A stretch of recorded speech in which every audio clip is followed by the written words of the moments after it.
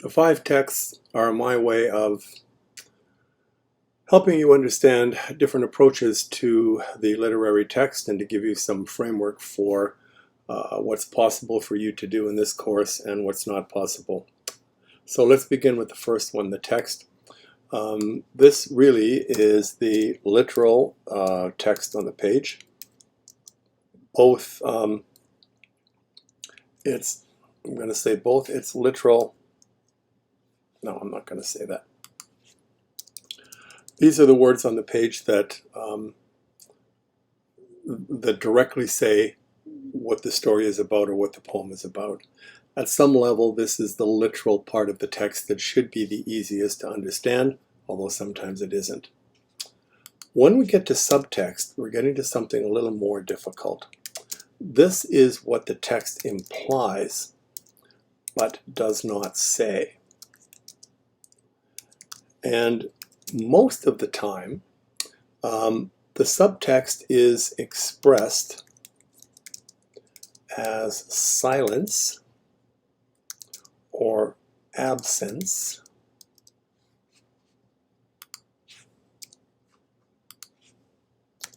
or through showing rather than telling. I've taken these two terms, showing and telling, from a critic by the name of Wayne Booth, who wrote a long time ago about narrative, but you'll get the point. Let's begin with the showing and the telling first. So there's several ways for a text to communicate to you that a particular character, let's say, is unsavory and bad. The first way is through text by, I'll just make this red so that it links,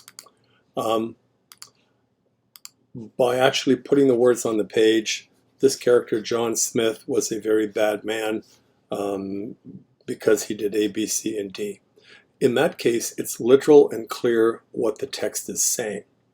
Subtext, however, is when we get the same message without the text ever having to say the words.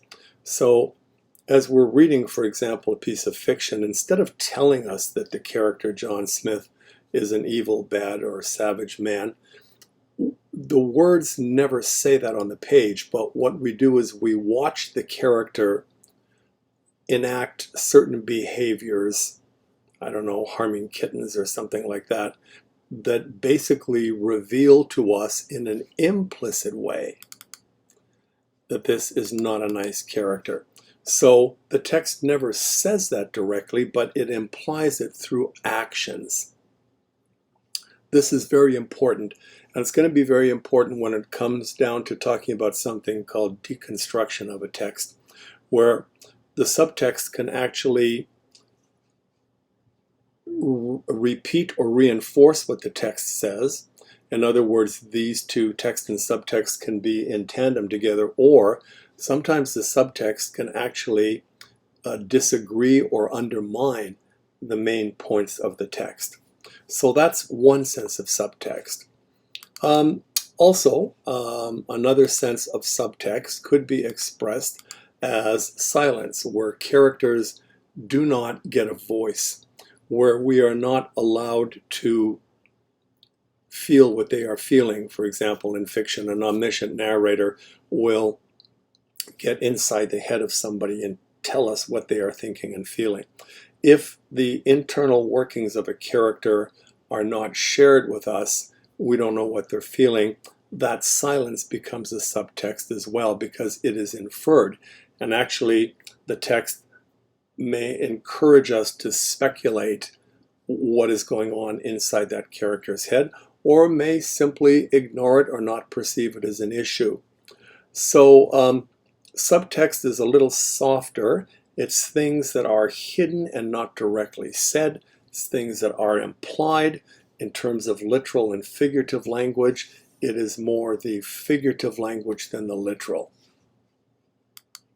Countertext is a subtext that is hostile to the main text. And so sometimes stories, narratives, whether it's poetry, prose, fiction, or drama, will contradict itself and will present two sides of an argument, one perhaps more stronger than the other.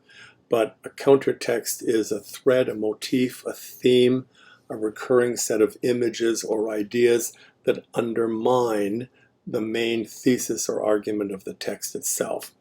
For example, we might be reading a novel where such and such a character, we're being told constantly, is brave and heroic.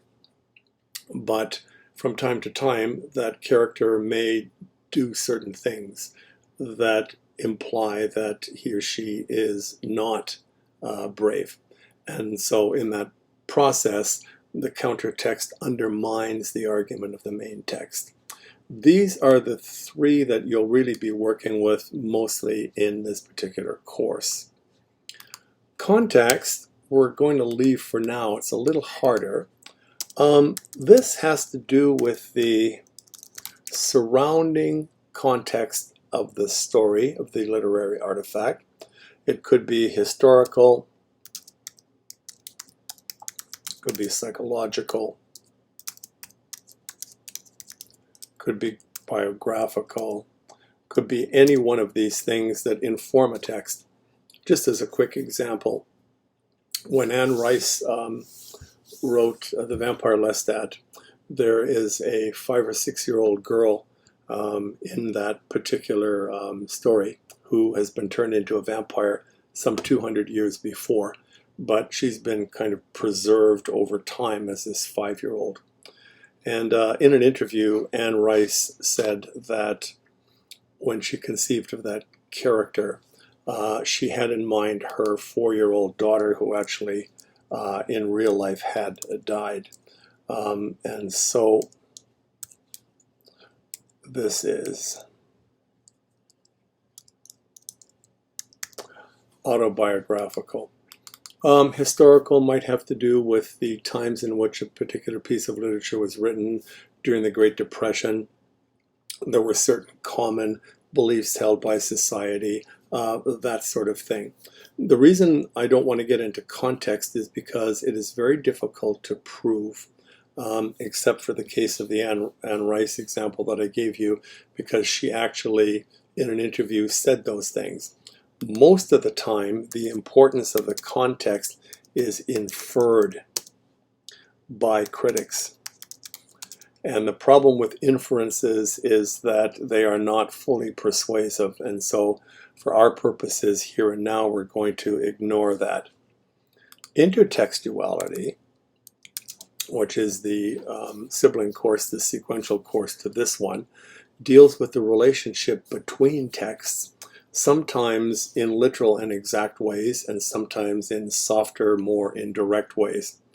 So you may have a poem that is addressed to a particular lover, written by one poet, and 10 years later another poet will write a different poem that answers that first poet's poem.